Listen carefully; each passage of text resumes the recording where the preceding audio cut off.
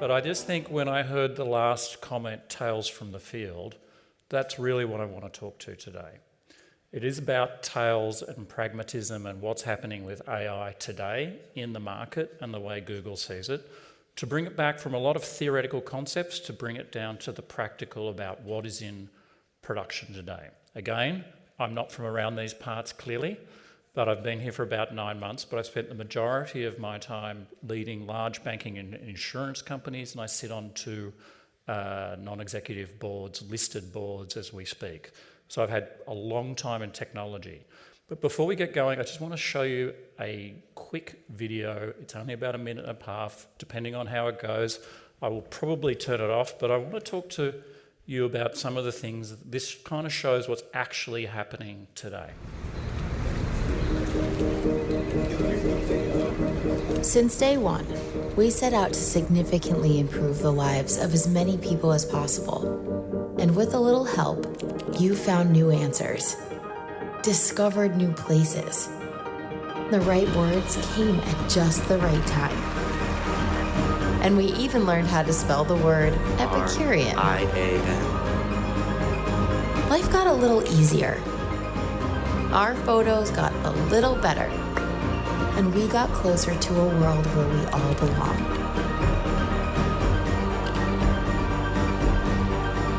All stations ready to resume count. 3, 2, 1. We have liftoff. So as we stand on the cusp of a new era, new breakthroughs in AI will reimagine the ways we can help. We will have the chance to improve the lives of billions of people. We will give businesses the opportunity to thrive and grow. And help society answer the toughest questions we have to face. Now, we don't take this for granted. So while our ambition is bold, our approach will always be responsible. Because our goal is to make AI helpful for everyone.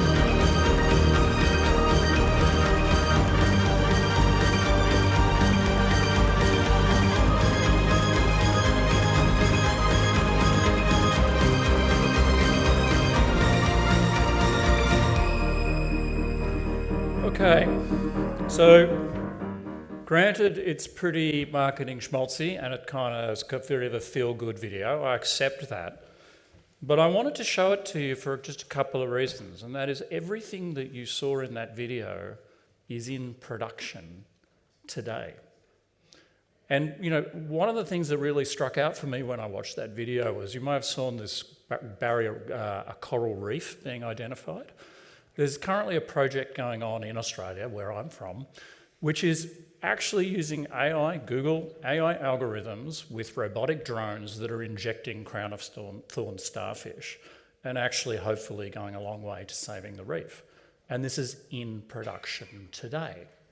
There's also, a couple of years ago, there were these huge bushfires in Australia which wiped out millions and millions of native animals. And to actually survey the environment, Google's working with the CSIRO in Australia to actually use voice recorders on mobile telephony towers to identify species of birds and being able to count species of birds and trace the volume and population recovery post-bushfires. So I think it's important that we've talked a lot, and I've heard a lot, and I've seen a lot of research here today, that there is just so many implications of AI we've yet to understand.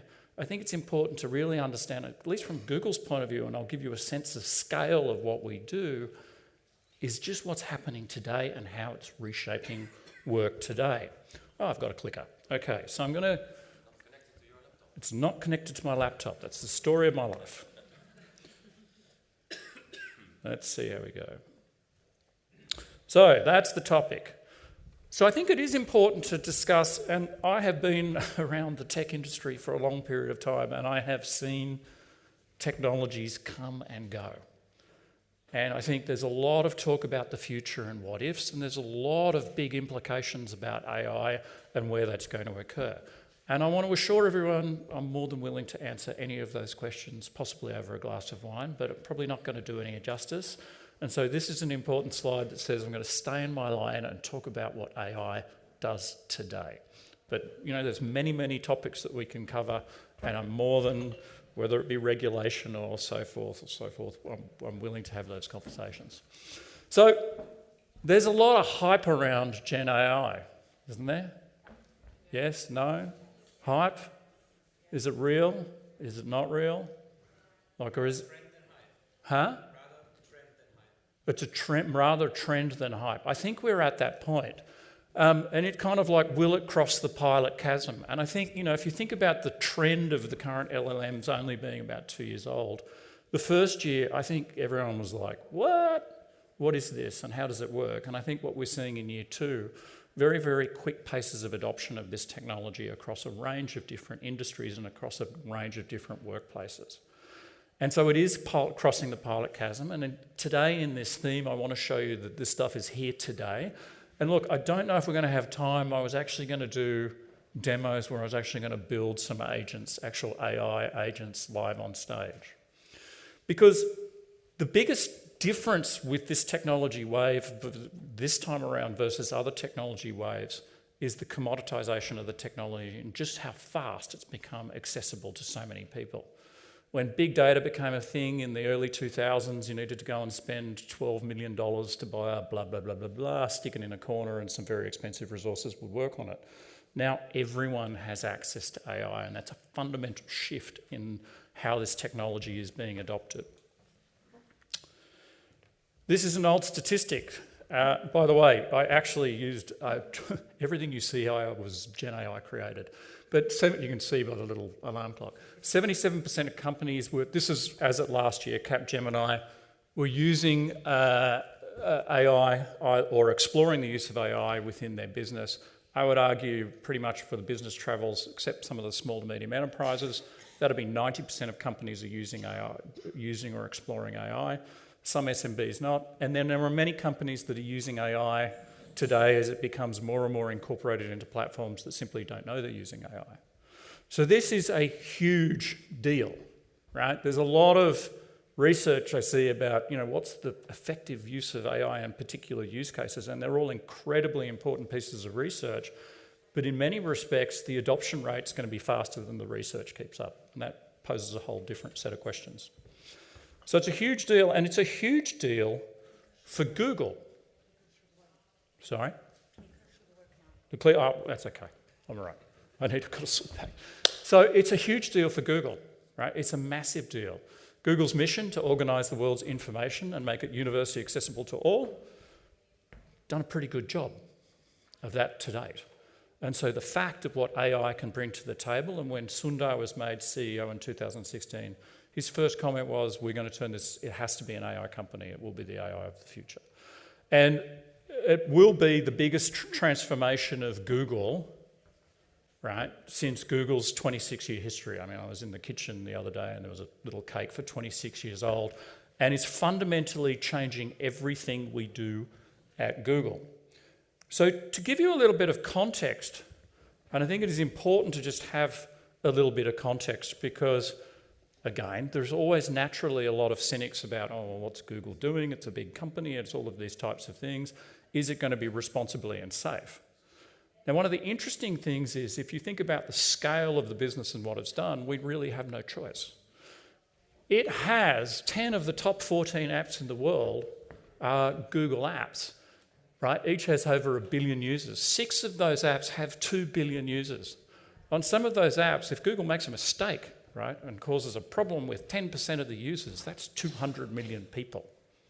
Right? So the stakes are incredibly high to make sure that you are safe and responsible and we protect the user at all costs. And so when Google talks about what are the fundamentals of how AI is going to shift, it is thinking on a global context, which I think is really, really important and is something that is drilled into us as employees pretty much from the day we join the organisation. But I think that's important just to give scale. I think another perspective is a lot of people kind of say, you know, where's Google up to in AI? How's it doing, right? Because, you know, there's a lot of hype around various other organisations and so forth. But I think it's kind of funny, AI's been around a lot longer than the last 2 years, right?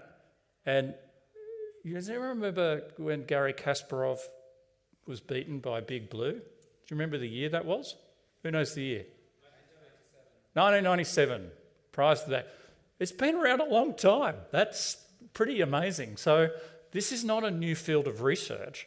And Google internally has over 3,000 users that's published over 7,000 papers in the field of AI. DeepMind, big milestone for the DeepMind team, defeated Go, was the world champion in Go in 2015. In 2017, we published a paper called Attention is All You Need, which is the foundational building block of today's modern LLMs. AlphaFold, has everyone heard about AlphaFold? A couple of people have heard about AlphaFold. It's pretty hard to explain, but Google developed something called AlphaFold and open sourced it. Let's just see if we can go. Please explain AlphaFold.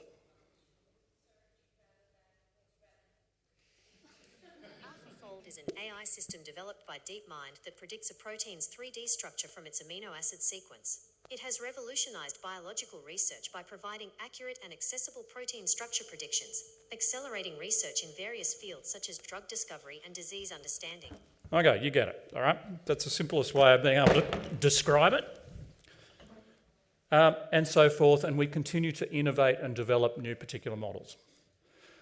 But it's important when we think about work and AI to really kind of take a step back and actually say, so, because there's just so much hype and so much noise around in the AI market, right, at the moment. And, you have a lot of vendors, and yes, I'm one of them, who will be talking and making a lot of claims about my A model does this, and my model does this, my model does this.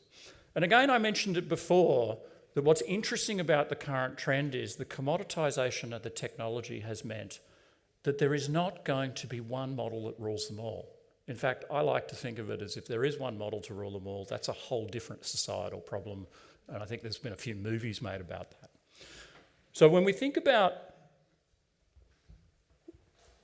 where does value accrue with AI, there's actually some good proxies in history for how this actually works. And think back to the 1990s when a bunch of new technologies were created, for example, World Wide Web, the protocols of HTML, SMTP, TCP/IP. There were all these baseline technologies that were built that didn't actually accrue too much.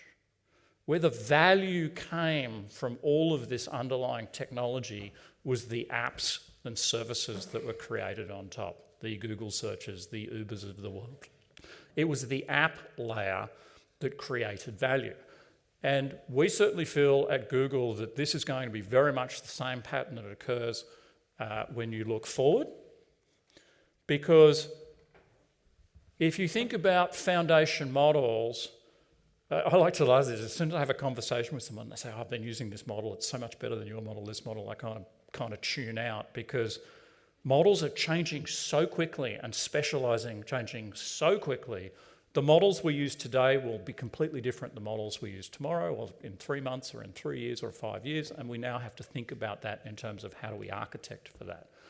So what happens when everyone has access to the same set of models? Like, where's the value? I think this is an interesting thing. And not surprisingly, the value is going to be in the proprietary data, and no matter what business that you particularly use, it's going to be within the data that you use. And more importantly, it's the combination of data and where your product work processes actually occur. That's where work is going to get done. It's not the model that's going to give you the value.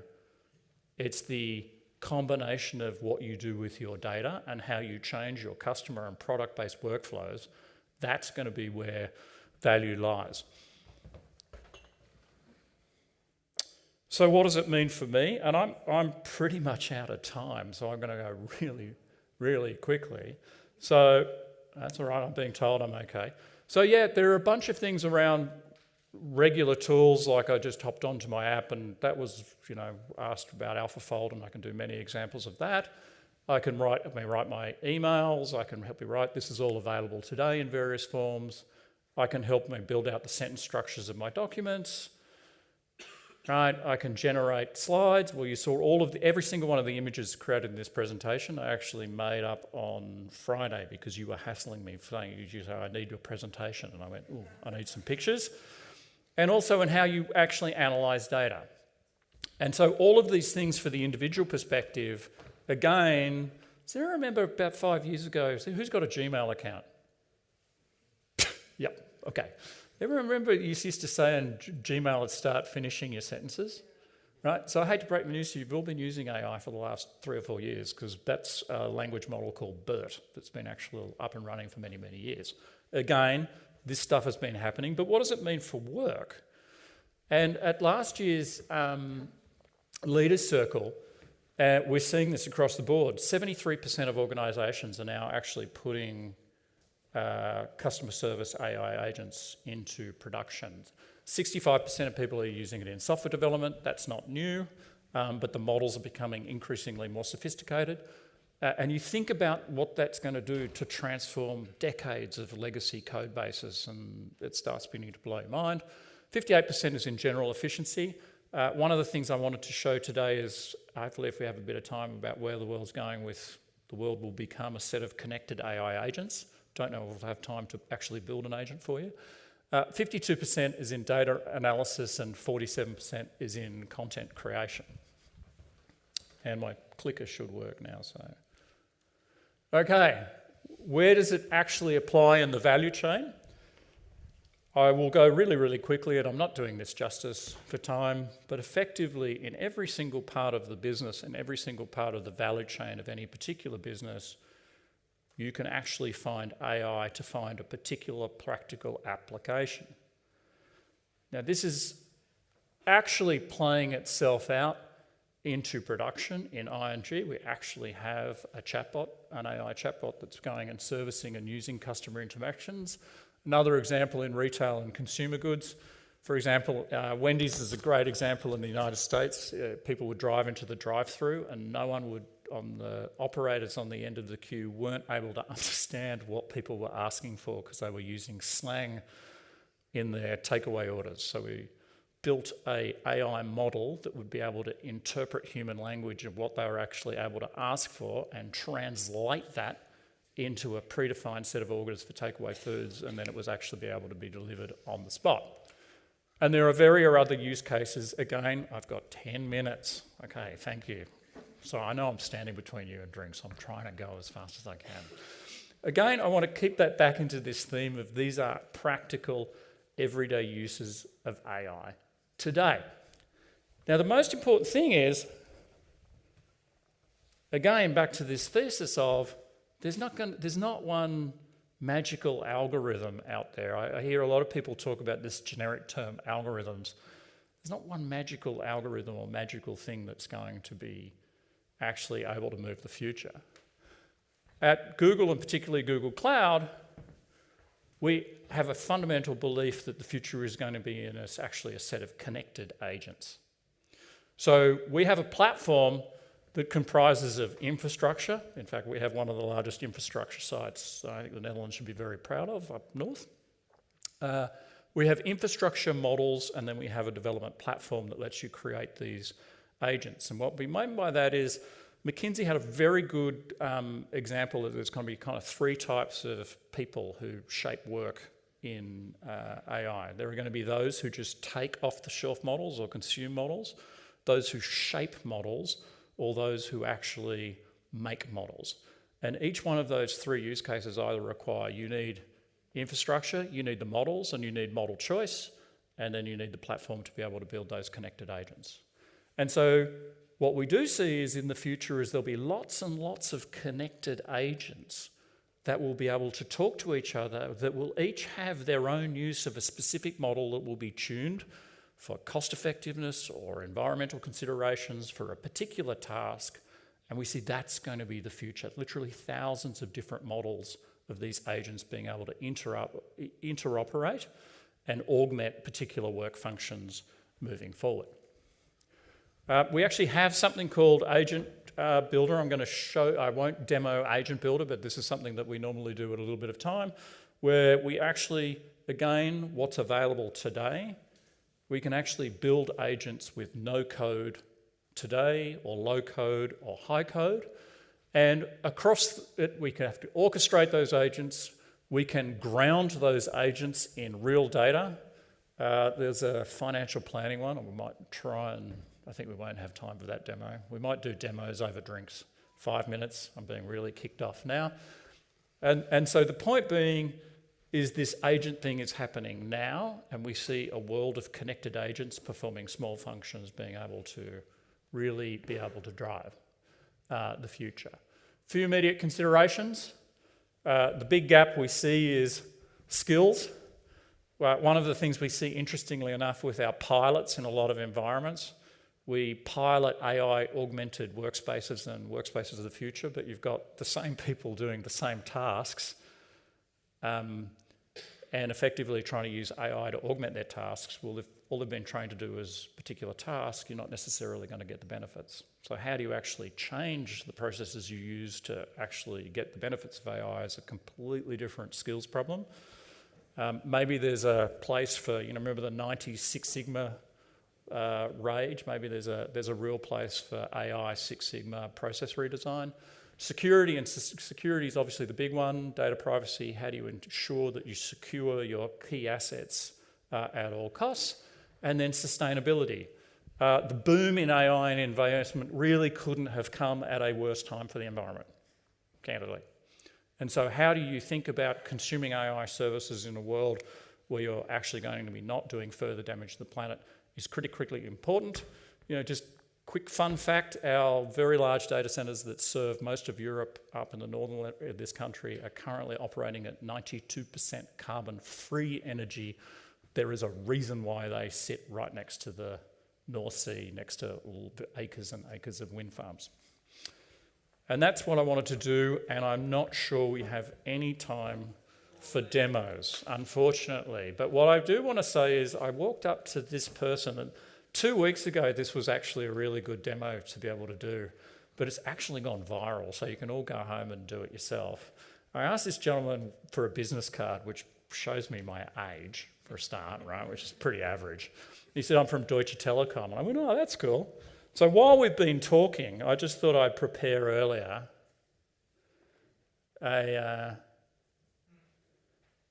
All right, ready to jump into the telecom universe. Let's do it. Today we're going to take a deep dive into their website. Unpack everything they offer. Exactly. So it's like having a guide, right? Absolutely, yeah. A roadmap through their services. So mobile, basically internet, what I did was TV. The whole shebang. ask him what All of company it. it We're was, working straight from the source. loaded a URL, Straight from and while I've been Telecom's talking, own website. we whipped up a No marketing fluff. Just the raw 90-minute information. podcast on And you Deutsche mentioned earlier Telekom's you're interested in website. getting a new phone, so That's right. we'll definitely And keep I could an do eye this out on for any good deals for document, Sounds good. you. First any impressions when you look at the PDF, site.